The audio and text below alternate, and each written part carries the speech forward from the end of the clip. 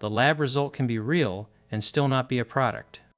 That is the sentence this episode is built around. In materials science, a breakthrough often appears as a single exceptional result. A cell reaches a higher efficiency. A conductor moves ions faster. A composite gets tougher. A detector performs cleanly. A device survives a test that looked impossible a few years earlier. Those results matter. They can open a new region of science. But industry asks a different question. It does not only ask whether one sample worked, it asks whether the 10th sample, the 1000th unit, and the next batch still stay inside an acceptable range. It asks what happens when the substrate gets larger, when the coating gets faster, when the operator changes, when the supplier lot changes, when the humidity changes, when maintenance is overdue, when the customer qualification test is not optional. That is the divide between a materials claim and a materials product. The claim begins with a property. The product begins with a distribution. The first trap is the champion sample. A champion sample is not fake just because it is exceptional. A record result can be scientifically important. It shows that a material system can achieve a property under defined conditions. The problem begins when that result is treated as the industrial unit of analysis. A laboratory can work slowly. It can use carefully selected precursors. It can discard failed attempts. It can tune conditions around a small active area. It can rely on craft that the paper may not fully capture. Manufacturing changes the question. Instead of asking, can this property occur, it asks, how often does it occur? How tightly can it be controlled? How much acceptable output does the process produce? What does the failed output cost? And what happens when the process becomes faster, larger, more automated, and less forgiving? Perovskite photovoltaics show the distinction. Laboratory efficiencies have improved dramatically, but the commercialization question is no longer just whether another champion cell is possible. The harder question is whether yield, stability, factory economics, supply chain standards, and product design improve together. A material can win the laboratory comparison and still not win the product comparison. That is not a contradiction. It is the point. The second trap is confusing repeatability with reproducibility. Repeatability is what happens when the same procedure, observer, equipment, location, and timing remain substantially the same. Reproducibility is what happens when conditions change. That distinction sounds technical, but it is central to the whole episode. A recipe can be repeatable inside one lab because the same people know the small details that matter. The same glove box, the same pressing habits, the same substrate preparation, the same instrument quirks, the same environmental conditions. Then another lab follows the nominal protocol and the result spreads out. All solid-state battery research gives a useful warning. In one interlaboratory study, 21 groups received common materials and followed a shared electrochemical protocol. The resulting cells still showed large variability in assembly and cycling performance. Processing pressure, pressing duration, and component ratios still mattered. That does not prove solid-state batteries are impossible. It proves something more specific and more useful. Material identity and a shared protocol do not automatically produce comparable devices. The process is part of the material claim. The third trap is treating scale as multiplication. It is not.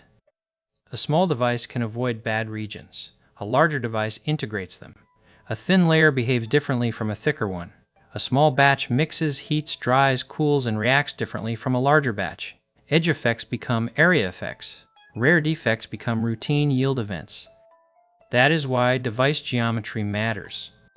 A 2026 autonomous perovskite platform reported strong results at 2 scales, very small cells at 27-22% efficiency, and mini modules at 23-29%. Both results are impressive. But the difference is evidence. The material did not carry the champion number unchanged into the larger geometry. That is normal. The mistake is pretending the larger device is just a bigger version of the small one. In another perovskite study, researchers used inline optical measurement to track a transformation pathway during crystallization. They defined a transformation index correlated with device quality, identified an engineering window, and validated it in slot die-coded mini modules. The important contribution is not only another performance number, it is a possible control variable. The material's state becomes visible during manufacture. That is closer to product evidence than another isolated record. A laboratory recipe says, "This path worked." A factory needs a window.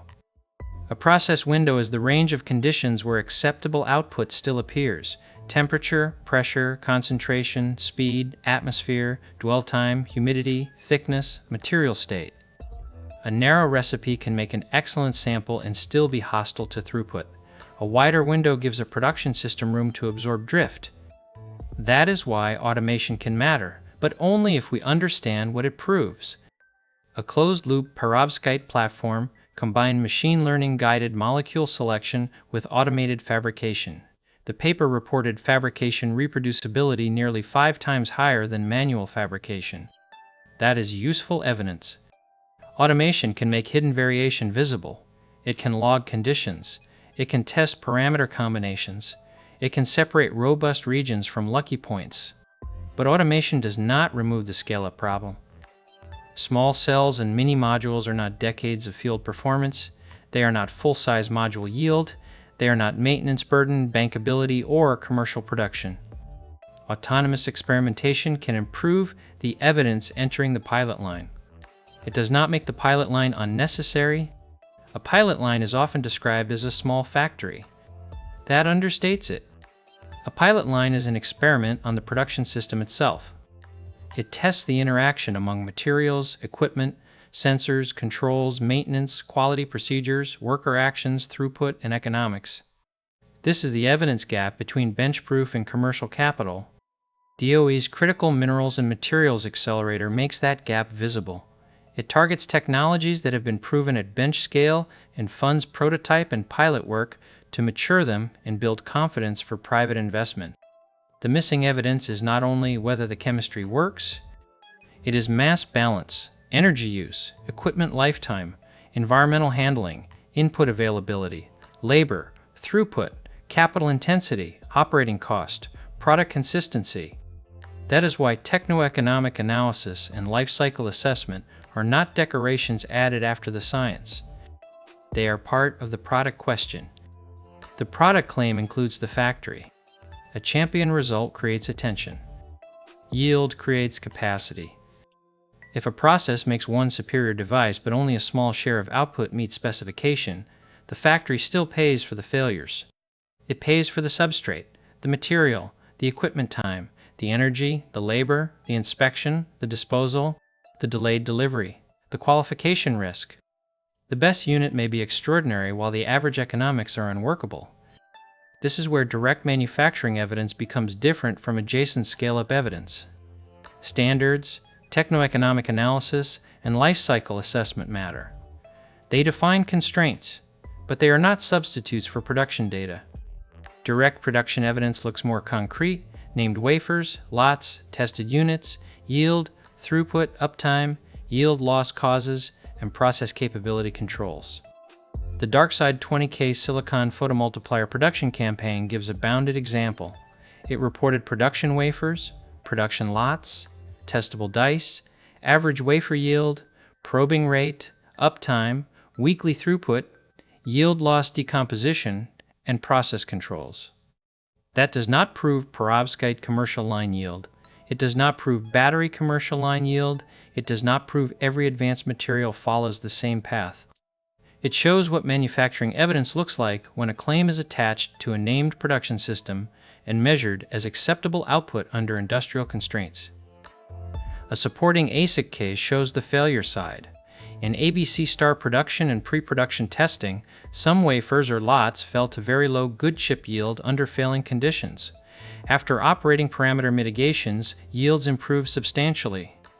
The lesson is bounded. It is not that all advanced materials manufacturing fails. It is that production testing can turn an apparently solved design or material claim into a yield problem, and the route forward may be operating limits, foundry options, scrap decisions, qualification margins, and measured acceptance, not another champion property. Industrial trust requires comparable measurements. Without shared methods, One organization's improvement may be another organization's measurement artifact. Scale-up depends on measurement systems that are accurate enough, repeatable under controlled conditions, reproducible across changed conditions, explicit about uncertainty, tied to product performance, and fast enough for production decisions. The laboratory can investigate a failure for days. The line may need a decision in seconds. That difference changes which measurements matter. The most scientifically complete measurement may not be the best control measurement.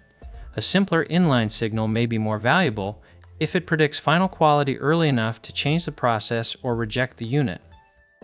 This is why the transformation index example matters. It moves the claim closer to production because the material's state becomes observable during manufacture. So what should we ask the next time a material's breakthrough appears? Not simply, is it real? Ask which level of evidence it has reached. First, property observation. The material exhibits the claimed property under stated conditions. Second, internal repeatability. The same group reproduces the result across multiple samples and reports the distribution, not only the champion. Third, external reproducibility. Independent groups reproduce the result under changed conditions. Fourth, process window definition. The team identifies which variables matter and what range still produces acceptable output. Fifth, geometry and batch scaling. Larger area, volume, thickness, or batch size are tested, with variation and defects reported. Sixth, pilot line or production campaign evidence. Representative equipment, throughput, inline controls, maintenance, yield, scrap, worker interaction, acceptance criteria, lot variation, uptime, and process capability are measured. Seventh, qualification and lifetime.